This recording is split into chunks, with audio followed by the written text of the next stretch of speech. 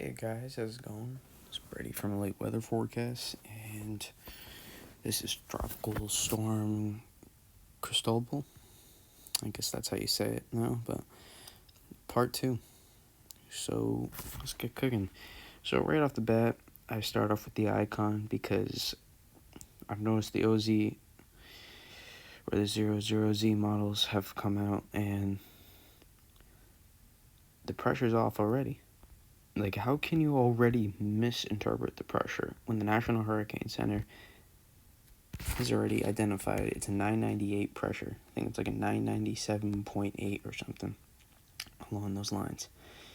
And I'm seeing pressures already that are 1,000 millibars and 999 millibars.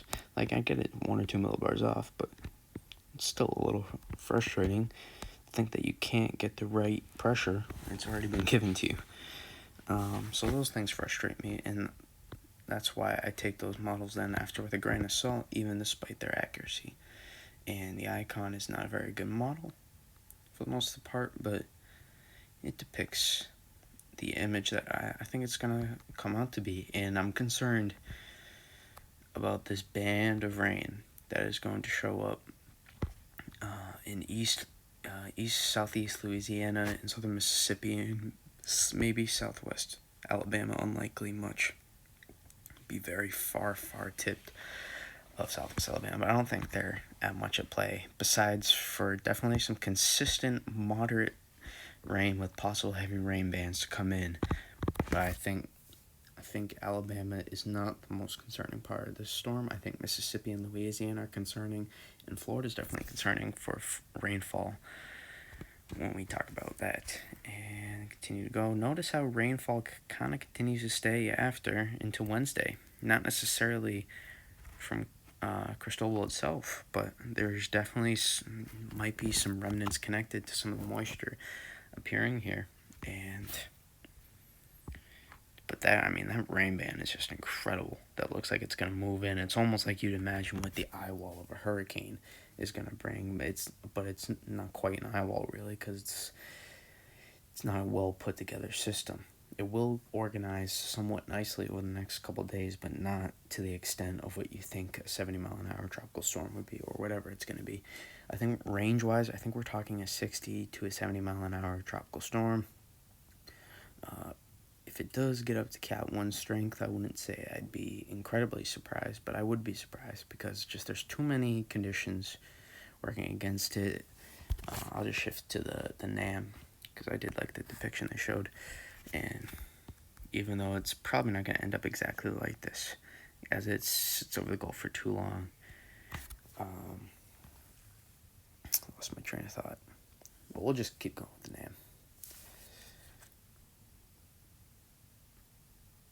Watch it play out here, and just notice the bands just come through here. I think we were talking about Alabama. I'm not sure why it's not the biggest concern, but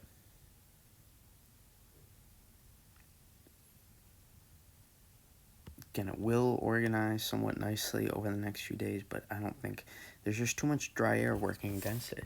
Too much shear and dry air, and it's not going to allow the system to really rapidly intensify.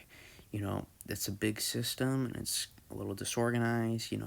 I was thinking like Hurricane Harvey. If someone were to make a comparison to that, it's not the same. Okay? Sea surface temperatures were nearly 30 degrees Celsius then. There was almost no shear. There was no dry air working against it. All the moisture was in favor for this. Okay, Cristobal's going to have to work to make moisture. And it's not going to have to work as much on that east side, but on the north and northwest side, it's going to have to work a lot to get any moisture going. And notice how it starts to eventually, once it gets onto land and there's less dry air working against it, which is a little ironic. After it moves off of water, there's going to be less dry air working against it on its northwest side, but that is true. But the rain bands that move in after into New Orleans are concerning me, but that main initial one is the most concerning. But then anything after that is just overload, and it's flash flooding, very big flash flooding concerns for New Orleans, Biloxi, Gulfport, Mississippi. Those are some areas that I'm concerned. But notice, we'll watch the rain move in overnight into Florida. Nan doesn't really pick up on much of that. But I think we're definitely going to have some more rain for Florida. It does a little bit, I guess.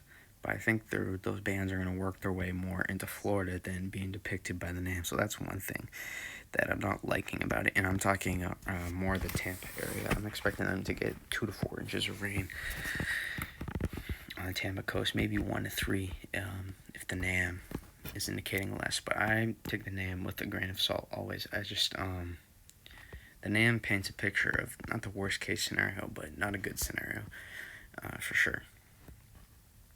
Because as it hits landfall, we'll go and show you the 10-meter wind speeds. This is a 70-mile-an-hour tropical storm as it makes landfall. Notice it hits, maybe it hasn't hit land yet, but just about to hit landfall. And why, I think, is because there's some really warm sea surface temperatures right by the coast.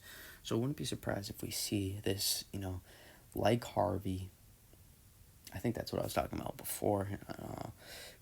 Touch up again on that. But, there's really warm sea surface temperatures right near the coast. I think around 28, 29 degrees Celsius rather than the 26.5 to 27.5 degrees Celsius temps that are currently sitting southeast of the Louisiana coast, and that's going to allow for a little bit of strengthening as it moves, right before it moves onto land, I think, and what do I want to say, maybe about, if we were to go 20 miles west of New Orleans and dead south throughout the Gulf of Mexico, kind of, if we were to just push it back here, perfectly. That's where the lowest shear is, where you see the 991 L mark for the low pressure. About 10-15 miles to the west is where there is not much shear working. So if the storm's able to get into that low shear environment, then we could see potentially near a Cat 1. Because I don't think the NAM is necessarily correct. You see the low jump around a lot on the NAM, but NAMs are better for mid-latitude cyclones rather than tropical systems. So far this year it has been.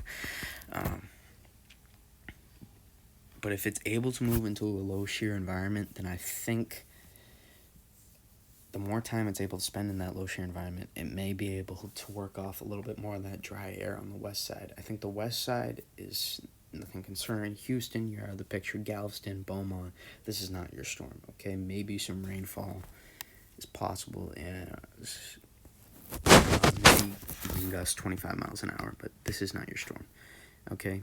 Not by a long shot. Biloxi, New Orleans, Lake Charles, maybe even a little bit some gusts. Lake Charles isn't really concerning at all for this one either. Baton Rouge will get some gusts and some heavy rain probably Monday. Late Sunday night, Monday, I'll definitely get something. Alexandria, not much. I don't think this is not your storm. Jackson, Mississippi will definitely get some gusty winds and some heavy rain probably at some point on early Monday morning, late Sunday night. Those are definitely some areas that are concerning for this storm. And I'll touch up again on the difference between Harvey and Cristobal, because there are some similarities, honestly. The disorganization a little bit. Harvey once was in the beginning. It was a little lopsided.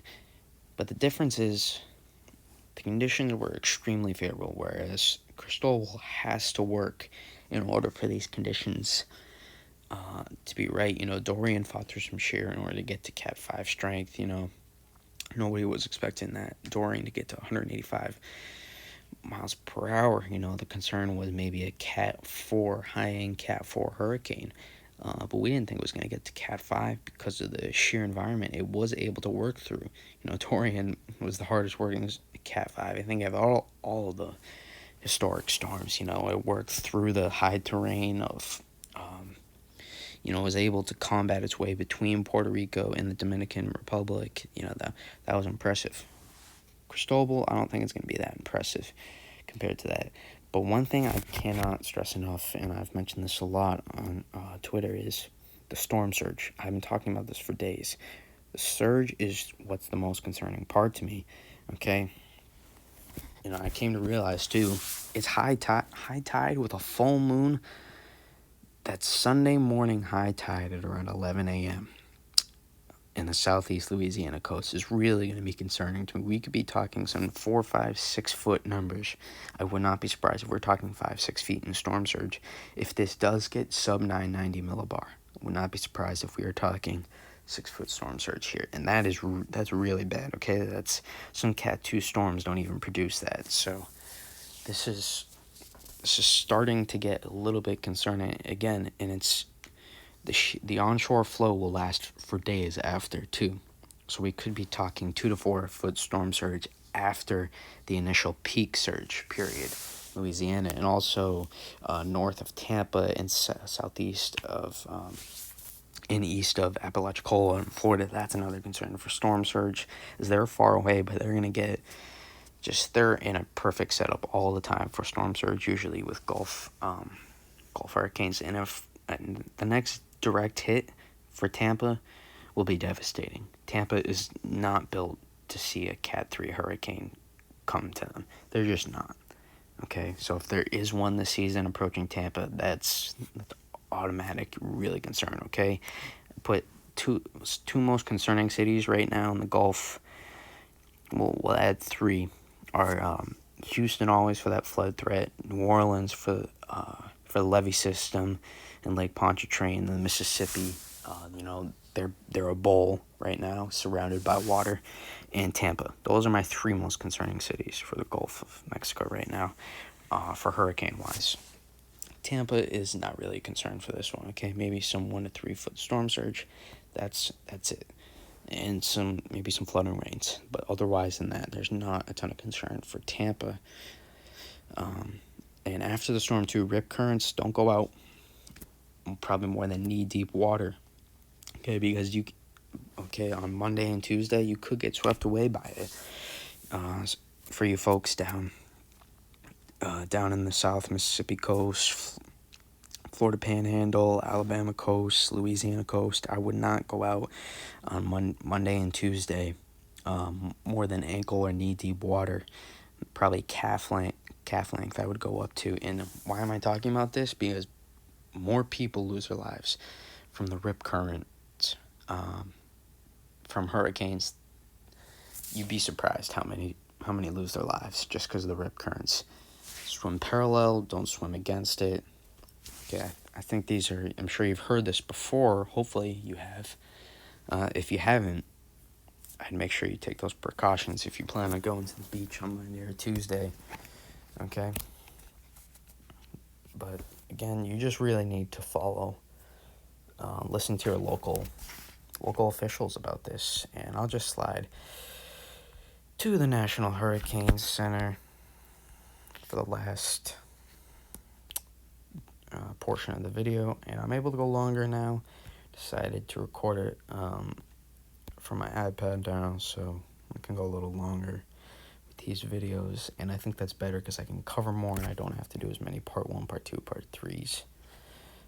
But see, Cristobal is 998 millibar, 45 mile an hour, max sustained wind, tropical storm. It's moving north 14 miles an hour. I'm expecting that movement to slow down as it gets closer to the coast, to somewhere in between 7 to 10 miles an hour. Not going to be moving as fast, I think. And I think there's a lot of people that are just looking at this as, I think some folks in New Orleans are taking concern, because after Katrina, a lot of people view all tropical systems as concerning, and that's the right way to approach it at all times. What's the worst case scenario? I think people always need to keep the worst case scenario in mind and hope for the best case scenario when it comes to these systems, even if it's just a 60 mile an hour tropical storm. Okay, I don't think it will. I think it's going to be more of a 65 mile an hour tropical storm, just not a huge difference. But I think pressure wise, I just think we're talking somewhere between a 987 to a 993 millibar, 992 millibar tropical storm that's going to work its way up into the southeast Louisiana coast. And I like the new peak surge map. Weather Channel's got a little bit more competition now. People will be using this more. But as I mentioned, Tampa 1 to 3 feet. east of Indian Pass, we are talking 2 to 4 feet, and then I think 3 to 6 feet. We're talking for places like Biloxi and not necessarily New Orleans, but places east of Lake Pontchartrain, East Louisiana coast, we're talking 3 to 5 feet. And then from Morgan City to the mouth of the Mississippi, we're talking 2 to 4 feet. Storm surge, maybe 2 to 5 feet. So these are the concerns, and you'll see down in the message below, they talk about the rip currents that I was just talking about. But the moon is going to play a factor in this. The fact that it is a full moon is going to make a difference on the storm surge. It's definitely going to elevate the risk. 60-mile-an-hour tropical storm, usually the risk is maybe 1 to 3 feet storm surge, right? It's never 3 to 5 feet plus, but with the pressure of this system, it's really going to impact the storm surge and make it quite a bit higher. And I am concerned about the rainfall too. I think National Hurricane Center is highlighting it, right? 6 to 10 inches of rain, for good portions of the Gulf. And this is not just like isolated areas. That's a large portion. That's New Orleans, Biloxi, Gulfport, all along the South Mississippi coast, all along the East Louisiana coast, and even some portions of Florida could see potentially,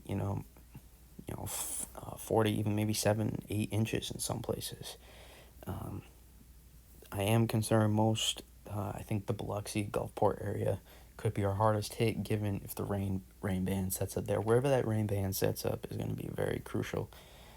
Okay, it's going to almost act like an eye wall, and because it's not technically an eye wall, because it's not strong enough of a system, it's not going to be organized of a system. It will be a strong system, but not organized enough to be able to put an eye wall down.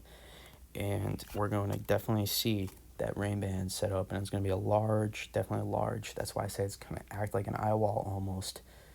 That rain, it's going to sit around the center of the system on the northeast side and continue to wrap heavy rainfall, potentially 1 to 3 inches per hour. And wherever that sets up, that's where you're going to see your heaviest rainfall totals from the system. Without further ado, I have been talking for a little while now, for sure. I know I'm guessing I approached 20 minutes, but Cristobal is not something to underlook, okay? I know it's not a Cat 2 exciting. It's not a 100-mile-an-hour hurricane. If it was, I might be down there right now, but it's not one of those systems, but it is definitely something that you need to monitor, okay, over the next 48 hours. And I definitely, okay, at this point, we're a little bit past the monitor stage, where you need to start taking action and preparing for this if you live on the South Louisiana coast. And I'm glad we saw many people do that today, get sandbags. They're offering free sandbags in the New Orleans parish area, and I'm glad to see some people are taking action, taking this seriously. They ordered mandatory evacuations on Grand Isle, Louisiana, so continue to prepare if you live on the South Mississippi coast, southwest southern Alabama coast, and all along the Florida Panhandle. Prepare for tropical storm force conditions. Prepare for sustained winds 20 to 30 miles an hour anywhere in the locations I just mentioned. That includes the southeast Louisiana coast, of course, and southeast Louisiana coast especially. I prepare for sustained winds potentially 40 to 50 miles an hour. Southern Mississippi coast as well. Southern Alabama coast, I prepare for sustained winds 30 to 40 miles an hour with gusts over 50 at times. Okay, so this is going to be a dangerous storm, not something to underlook. But hopefully everybody stays safe, you take action, and if you're listed for a mandatory evacuation, do not. You're listed for a mandatory evacuation, do not stay. Do not stay. There's a reason. The National Weather Service has contacted your local authorities, and they've said it is best, you are best safe if you leave. So if you're asked to be evacuated, even if it's a voluntary evacuation, I would leave then too, because that means they might put in a mandatory evacuation on soon. So try and do the right thing, okay? Without further ado, I am out. Peace out.